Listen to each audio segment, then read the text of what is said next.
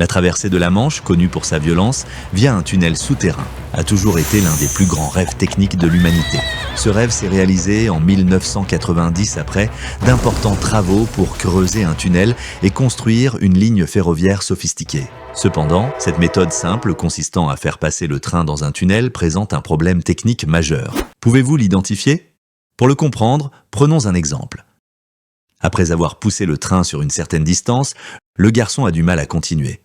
Le ressort comprimé fait résistance au train. La solution? Retirer une partie du ressort et le recoller comme par magie. Il peut alors pousser le train à nouveau.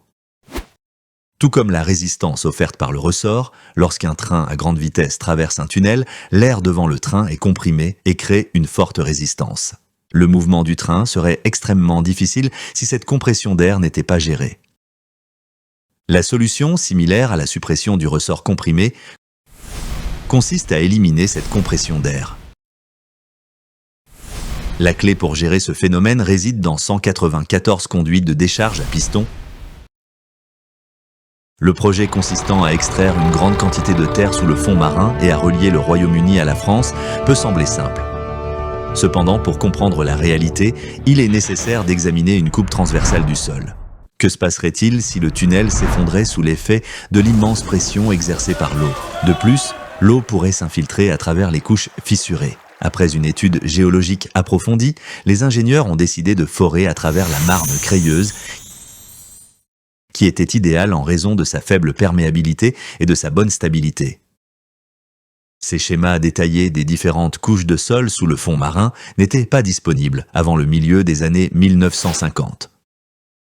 Pour comprendre la nature du fond marin, les ingénieurs ont dû forer des centaines de trous dans ce dernier et des études géophysiques approfondies ont été menées entre les années 1950 et 1980.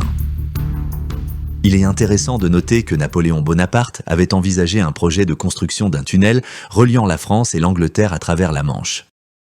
L'idée lui avait été présentée pour la première fois en 1802 pendant une brève période de paix entre la Grande-Bretagne et la France. Un tunnel pour les voitures hippomobiles éclairé par des lampes à huile.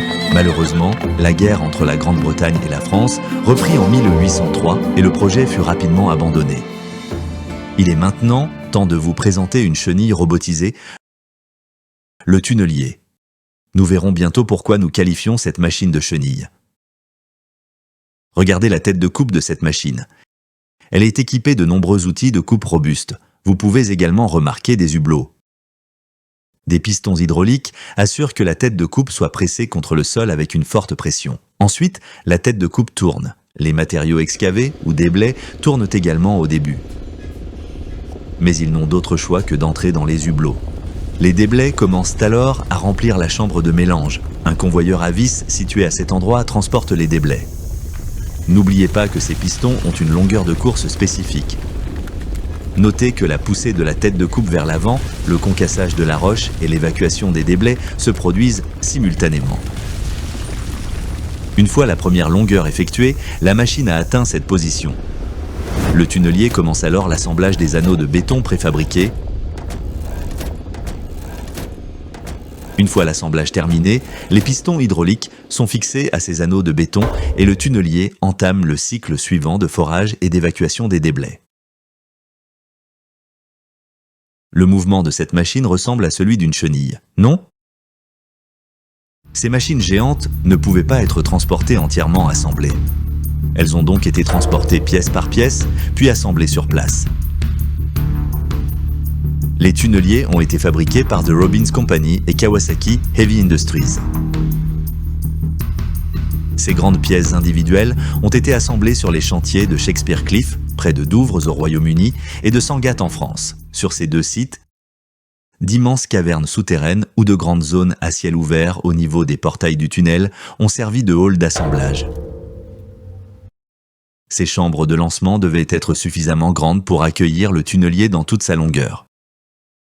Ce qui se passe à l'intérieur de la chambre de lancement est un travail de précision et d'expertise. Une équipe d'ingénieurs et de techniciens qualifiés a travaillé ensemble pendant plusieurs semaines pour assembler un tunnelier. Une fois entièrement assemblé et minutieusement testé, le tunnelier était prêt à commencer son long et lent voyage sous la Manche. Le projet du tunnel sous la Manche nécessitait 3 tunnels de ce type, 2 tunnels principaux et un tunnel de service. Nous avons déjà vu les soupapes de décharge à piston entre les tunnels principaux. Regardez ces passages transversaux. Pour tout travail de maintenance dans un tunnel principal, le personnel de service entre par le tunnel de service et y accède en empruntant ces passages transversaux. Comme nous l'avons mentionné précédemment, la découverte d'une couche de craie homogène a été un immense soulagement pour les ingénieurs. Les tunneliers pouvaient facilement la traverser. Cependant, observez la forme de cette couche. Les tunneliers devaient la traverser avec précision et finir par se rejoindre au milieu sans décalage significatif. Si les tunnels s'étaient rencontrés avec un décalage, le projet aurait abouti à un échec. Comment les tunneliers ont-ils pu maintenir un tracé aussi complexe ? N'oubliez pas que la cartographie par satellite, comme le GPS, ne fonctionne pas à une telle profondeur. Pour y parvenir, les ingénieurs ont d'abord dû créer un tracé sous le fond marin avec des coordonnées connues, à savoir l'axe du tunnel que le tunnelier devait rigoureusement suivre. Cela a nécessité des techniques de levée sophistiquées et un système de guidage laser pour le tunnel sous la Manche. La tâche principale des topographes consistait à créer un système de quadrillage unique et unifié reliant les côtes britanniques et françaises. Avant de pouvoir commencer à creuser le tunnel, les topographes devaient connaître la relation tridimensionnelle précise entre le point de départ à Folkestone, au Royaume-Uni, et le point de départ à Sangatte, en France. Par temps clair, on peut voir l'Angleterre depuis la France.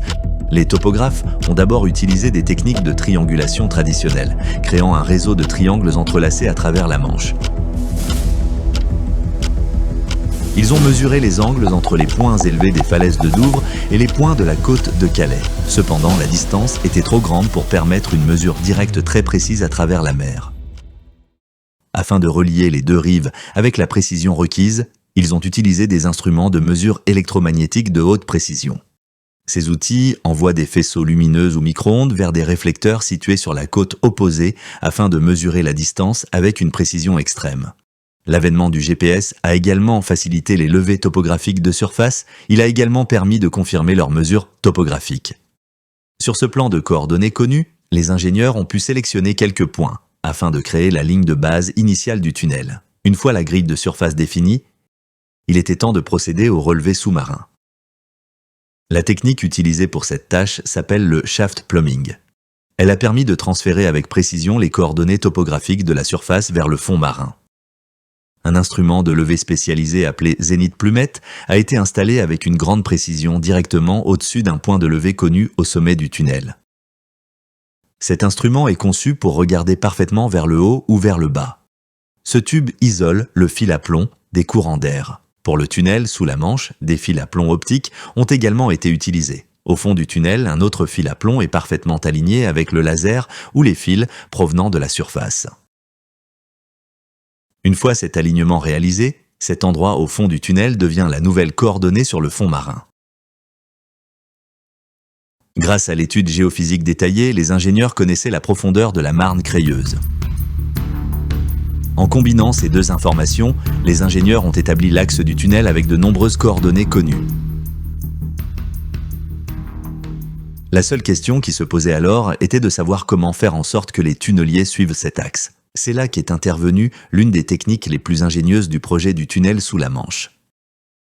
Le système de guidage laser pour les tunneliers. Un théodolite laser a été installé dans le tunnel derrière le tunnelier. Plusieurs points de contrôle ont également été placés sur la paroi du tunnel. Les coordonnées du théodolite et des points de contrôle étaient connus des ingénieurs. Une cible photosensible a été installée sur le châssis du tunnelier. Sa position était également connue. Supposons qu'après avoir avancé de quelques mètres, le tunnelier ait dû être dirigé de cette manière pour s'aligner sur l'axe du tunnel. Les points de contrôle ont été disposés de telle sorte que le laser tombe exactement au milieu du point cible lors d'un alignement parfait. Supposons que le conducteur n'ait pas autant manœuvré pendant qu'il avançait. Cela aurait évidemment entraîné un décentrage du laser par rapport à la cible. L'ordinateur de la cabine de commande du conducteur l'aurait immédiatement informé de cette erreur et il aurait pu prendre des mesures correctives. Au fur et à mesure que le tunnelier avançait, la station laser était périodiquement déplacée vers l'avant, ainsi que les points de contrôle établis plus récemment. Ce processus minutieux garantissait que le tracé ne s'écarte jamais du modèle. Même s'il était facile de forer dans la marne crayeuse, les fissures à l'intérieur de cette couche représentaient un danger. Un effondrement du tunnel sous une forte pression hydrostatique aurait coûté des vies humaines et piégé les tunneliers à jamais. Les ingénieurs ne pouvaient se permettre une telle situation. La solution a consisté à renforcer le sol avant de commencer le forage. Le cimentage était la meilleure solution pour renforcer le sol. Les tunneliers étaient équipés d'un dispositif permettant de forer des trous de sondage devant le front de taille. Ces trous s'étendaient sur une distance importante, 100 mètres voire 250 mètres devant le tunnelier en progression. Si le forage révélait des conditions défavorables, du ciment était injecté à travers ces trous. Cela permettait de consolider efficacement le sol, de réduire la perméabilité et de renforcer la couche de craie avant que le tunnelier ne la perce physiquement. Voici une question pour vous. Les ingénieurs ont foré le tunnel de service avant les tunnels principaux. Pouvez-vous expliquer comment ils ont procédé pour réaliser l'injection de ciment dans les tunnels principaux? Cette image illustre tout. Le tunnel de service étant déjà foré, l'injection de mortier a pu être facilement réalisée pour le forage des tunnels principaux à l'aide de ces foreuses radiales. Malgré des études géologiques approfondies, seules des excavations directes ont permis de comprendre pleinement les conditions précises du sol en profondeur sous la Manche. En forant d'abord le tunnel de service, les ingénieurs ont atténué le risque. Cela a également facilité l'injection de ciment dans les tunnels principaux. Les deux tunneliers ont suivi la bonne trajectoire grâce à ces techniques d'ingénierie intelligente. Cependant, lorsqu'ils se sont trouvés à 100 mètres l'un de l'autre, les deux machines se sont arrêtées et une seule machine a continué à forer. Pourquoi les ingénieurs ont-ils procédé ainsi? Cette technique est appelée soft docking. Il est évident que le fait d'utiliser les deux tunneliers jusqu'à leur dernier point de rencontre ne constituait pas une méthode sûre. Un autre problème était la possibilité d'un désalignement. La première étape du soft docking consistait à forer une sonde étroite de 5 cm de diamètre du côté anglais vers le côté français. Cette tâche a été accomplie avec succès le 30 octobre 1990. Cela a confirmé que l'alignement des tunnels était correct, ce qui a été un immense soulagement pour les ingénieurs. Après le succès de la sonde, un petit tunnel pilote a été creusé à la main sur la distance restante. Cela a permis le moment historique de la poignée de main le 1er décembre 1990, lorsque les ouvriers britanniques et français se sont rencontrés pour la première fois dans les profondeurs de la Manche. Cette poignée de main a marqué la première connexion terrestre entre la Grande-Bretagne et l'Europe continentale depuis la fin de la dernière période glaciaire. Enfin, le tunnelier français a été soigneusement avancé pour percer le sol restant, achevant ainsi de creuser le tunnel de service principal, la percée finale de la machine. Si vous pensez qu'il s'agit de la structure finale du tunnel sous la Manche, vous vous trompez. En réalité, les ingénieurs ont opté pour une conception plus complexe, avec 2 croisements. Pourquoi ont-ils fait cela? Les croisements divisent efficacement le tunnel de 50,5 km en 6 sections gérables. Cela permet d'effectuer des travaux de maintenance dans une section du tunnel tandis que les trains sont détournés vers l'autre tunnel via le croisement, ce qui permet à une grande partie du système de rester opérationnel. En cas d'incident ou d'obstruction dans l'un des tunnels, les croisements permettent de rediriger le trafic, minimisant ainsi les perturbations du service. Vous avez peut-être observé ces grands ventilateurs axiaux au niveau du Shakespeare Cliff dans le tunnel sous la Manche. À quoi servent-ils? Ils sont destinés à l'alimentation en air frais du tunnel. L'air frais est acheminé vers le tunnel de service situé aux 2 extrémités du tunnel. Le tunnel de service est maintenu à une pression atmosphérique plus élevée que les tunnels principaux. Cet air frais circule ensuite dans les tunnels principaux via des persiennes et des portes contrôlées dans les passages transversaux. Les passages transversaux relient le tunnel de service aux tunnels principaux à intervalles réguliers, tous les 175 mètres. Ces passages sont équipés de portes qui peuvent être ouvertes ou fermées pour contrôler le débit d'air. Au total, 11 tunneliers ont été utilisés pour ce projet, 5 du côté français et 6 du côté anglais. En théorie, 6 tunneliers auraient suffi pour ce projet. La raison pour laquelle 5 tunneliers supplémentaires ont été utilisés est due aux différentes conditions géologiques. La géologie terrestre, entre la côte et les points de départ du tunnel, était différente et plus complexe que la craie des grands fonds marins. Il était impossible d'utiliser les mêmes tunneliers pour ces sections. Pour le forage terrestre, 3 tunneliers différents ont été utilisés du côté britannique et 2 du côté français. Étonnamment, 2 des 11 machines se sont suicidées.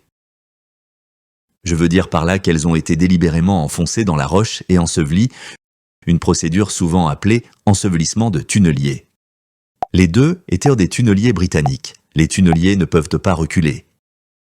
Il a été difficile et coûteux de démonter et de transporter ces machines sur une telle distance. Les 5 tunneliers terrestres ont été entièrement démontés et retirés.